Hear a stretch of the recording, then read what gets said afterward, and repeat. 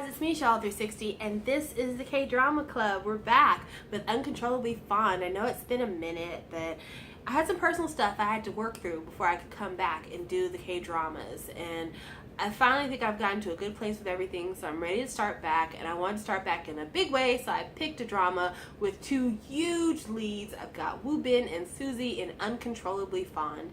Now, Woo Bin has come off of a great run of dramas and movies, and he's getting all these CFs. He's dating a really hot starlet right now. I mean, he's at the top of his game. And then you've got Suzy, who is dating someone else who's at the top of their game, Lee Min-ho, but you know, she's got a respectable track record in dramas. You know, she's done Dream High. The last thing I saw her in was Big, but she's had a couple of other dramas that did really well. So, you know, they're both marquee names. And this is another one of those pre-filmed dramas, which is always wonderful because you don't have to worry about weird script changes and everything else, unlike some things that I've reviewed on this channel.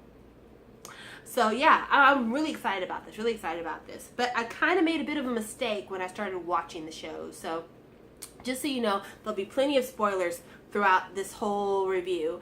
But I kind of spoiled myself for the show because I didn't want to start watching until after the second episode had been translated, because I knew if I watched the first episode I wanted to run into the second. That way I could do my reviews the way I always do.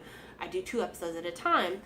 And so when I went to Drama Fever, which is where I'm watching the drama right now because it's airing like the day after it appears in Korea, I started watching it and I didn't question anything about what was going on. I thought everything was cool. And I got a phone call halfway through the episode from a friend of mine, and I stopped watching the episode to answer the phone call, and I had to go back to it a couple of days later. Turns out, I started watching the drama at the beginning of episode 2. So I had not even watched episode 1. And when I realized that my mistake, I was kind of like, oh man, I wonder if I'm going to be spoiled for a bunch of stuff in episode 1. And it turns out I was spoiled for quite a bit in episode 1. But I wasn't spoiled in so much stuff that I still didn't have questions. Like, there's still a lot of stuff that happened between the setting of episode 2 and the setting of episode 1 that I kind of want to know how we got to that point. But yeah, there were some people that I already kind of knew who they were when I saw them in episode 1. I kind of already knew kind of how they had a link to certain characters in episode 1. So I knew a little bit already. But I didn't know everything because I hadn't finished episode 2. So I still had a little bit more to go. And there's still more in the series that I'm going to discover as we go along. But when we started episode 1, Woo Bin, his character's name is Ju Young, which when I heard that, the only thing I could think is wet, wet, we need an umbrella. And if you know that reference, you're the best. We see him in a church. And he is reciting vows in an empty church, holding the hand of this girl with this horrible pancake makeup on, who looks like she wants to be anywhere but there. And then in the middle of this hand-holding, vow reciting, a bunch of gang members bust into the wedding and they say, "How dare you try to run off with the boss's woman?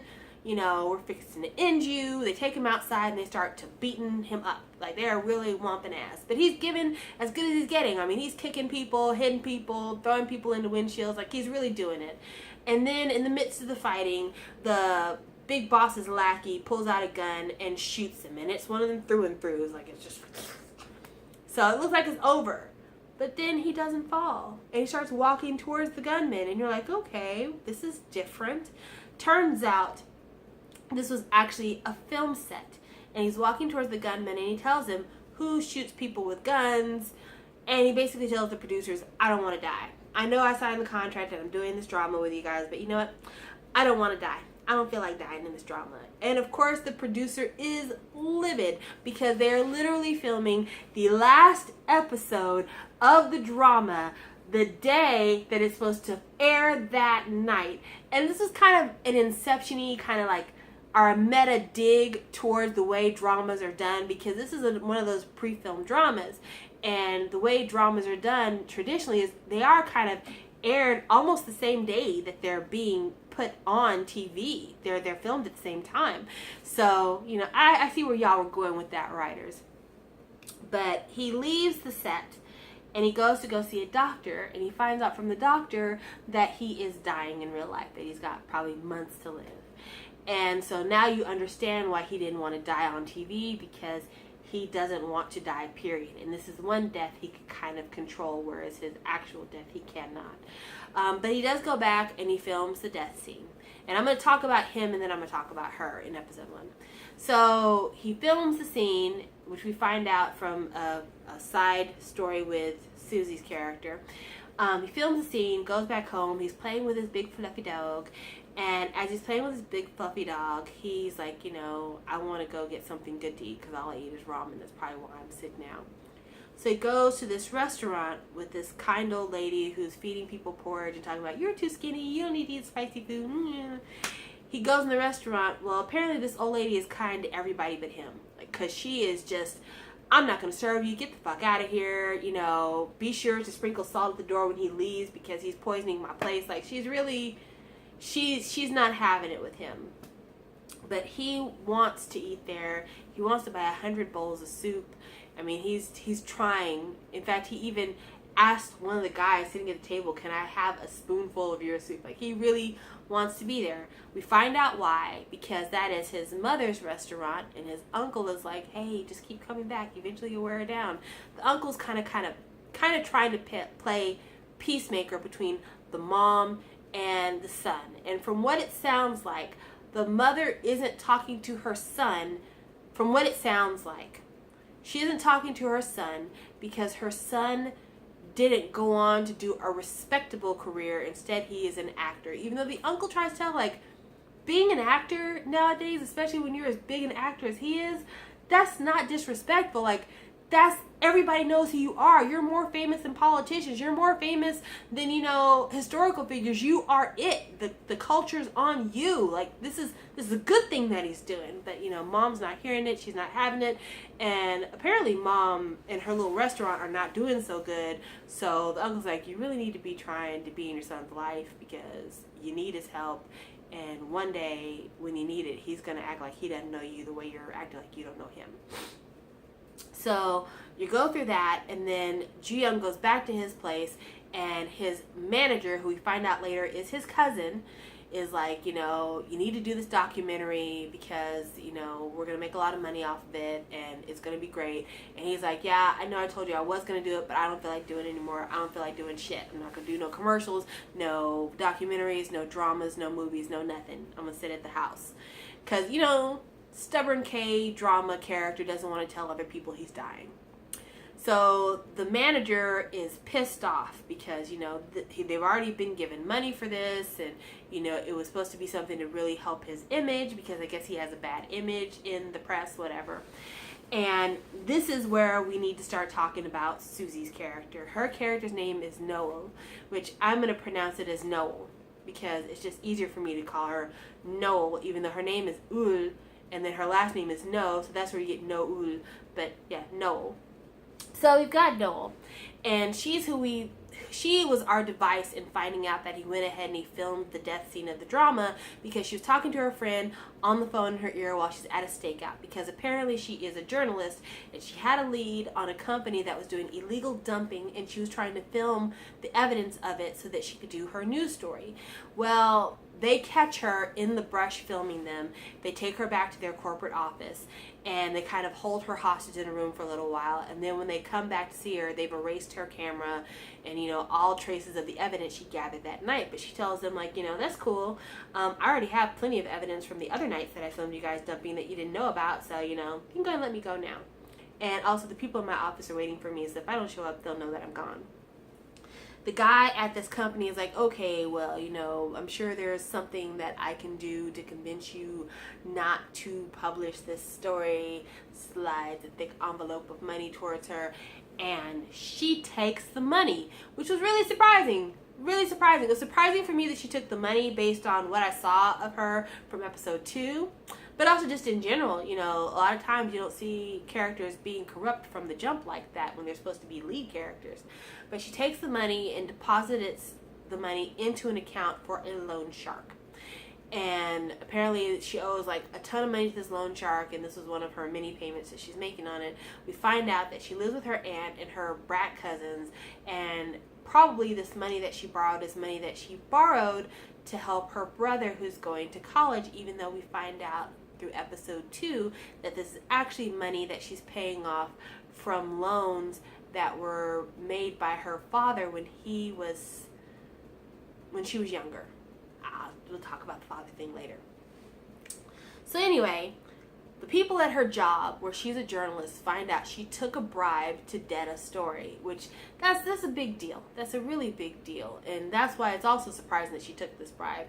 So she gets a text message saying she's fired. She shows up to work and tells them, hey, this is just a one-time thing. Let it go. And they're like, no, it's ethics and you have to have ethics. And she's like, well, I know that y'all took money for bribes. Why is it any different when I take money for bribes? And of course, they're like, oh, so not only are you not going to take this firing, but now you want to try to accuse us of being bad people too? You're double fired. So she loses her job and she's in this restaurant eating, and this guy who we don't really know right now is like, you deserve to be fired and you should be ashamed, and maybe this will teach you to be a better person. And I don't know who this guy is, so I'm kind of like, get the fuck out of here. And the lady who runs the restaurant is kind of like, Opa, you're right, she should do better than me. Well, Susie is yelling about getting a plate to smash her face in, which I didn't get that. Maybe that's like a Korean in-joke, I don't know. But this is where I need to talk about Susie's acting, because I haven't talked about anybody's acting so far. But it was a big controversy about that scene, or that series of scenes, because a lot of people were saying Susie wasn't acting drunk, she was acting obnoxious. And I kind of have to agree. When I watched the scene, I didn't think she was drunk. I just thought that she was being a brat, because we already saw her taking a bribe. We saw her trying to, coax her way back into her job. We already saw that, she's not the strictest moral person in the episode. So I thought she was just being a brat because she didn't want to hear this guy telling her that she deserved getting fired. But apparently no, that was her pretending to be drunk. So it makes me think that Susie's never been drunk before, which I get that. Alcohol tastes gross sometimes. But anyway, she's in this restaurant drinking to her heart's content, and while she's drinking in this restaurant, she sees the production team from this documentary that Ju Young was supposed to film, talking about, we're ruined and we've got all these plans and now he's not going to do it and what are we going to do?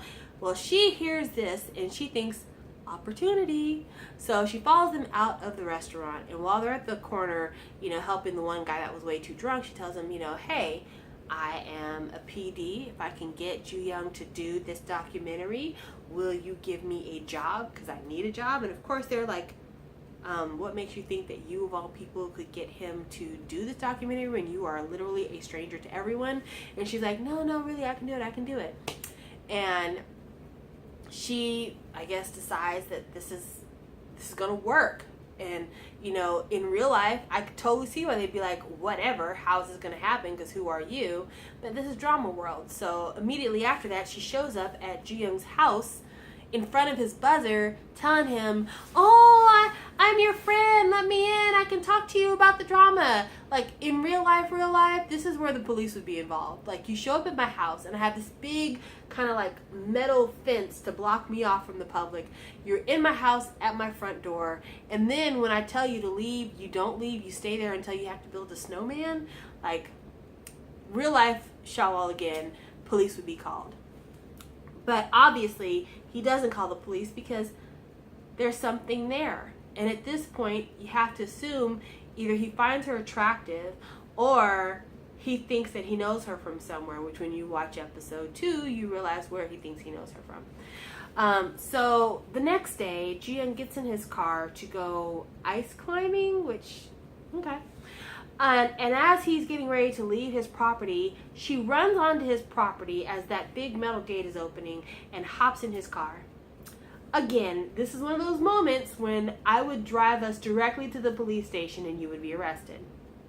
But he doesn't. Instead, he drives her around, driving crazy, plays a game of chicken with a truck, and finally pulls over when she gets vomitous sick from his crazy driving, and then he throws some money at her and drives off.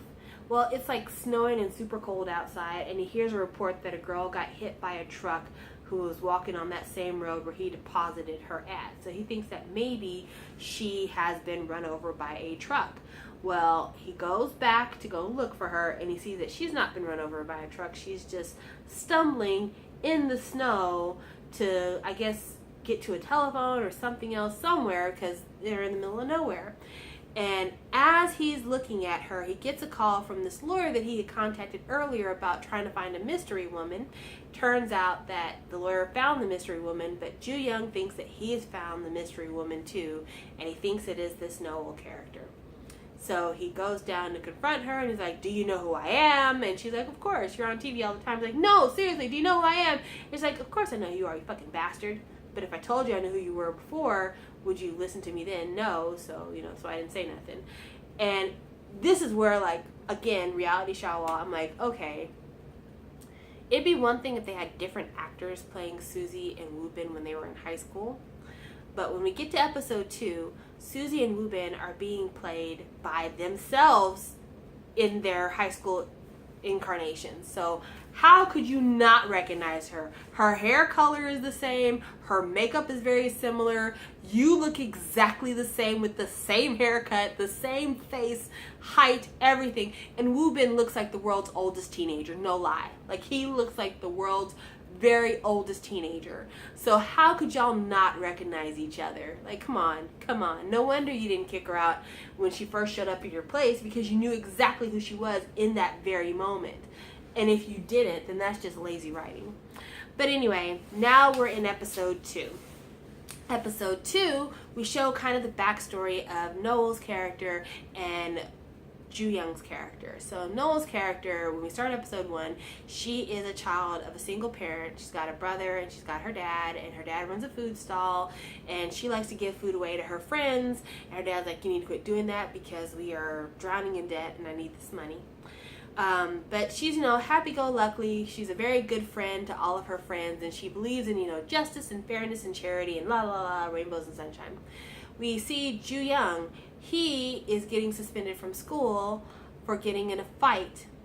The fight he got into was he saw 2 rich guys getting ready to assault a girl, and he beat them up to help her escape this assault.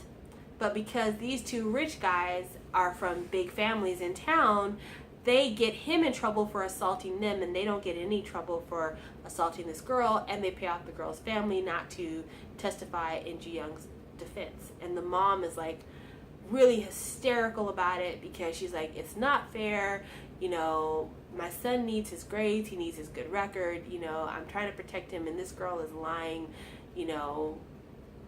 because of bribery, whatever. So we get the story, and the story is that Ju Young is the child of a single parent as well, only his mother. Ju Young's father has never been in the picture, even though he was told his father died a long time ago, but really that's not the case.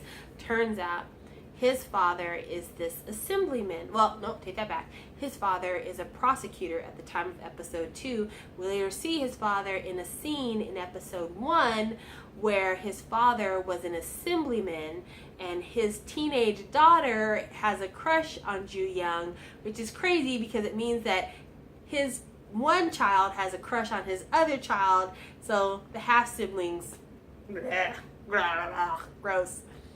But anyway, he finds out that his father is actually this really famous prosecutor, and his mother never wants to tell it because his mother has this idea in her head that her son is going to grow up and be a prosecutor himself, and then once he becomes really, famous and well respected for being a prosecutor, then she could show this guy that is his father that she did fine raising her child without him.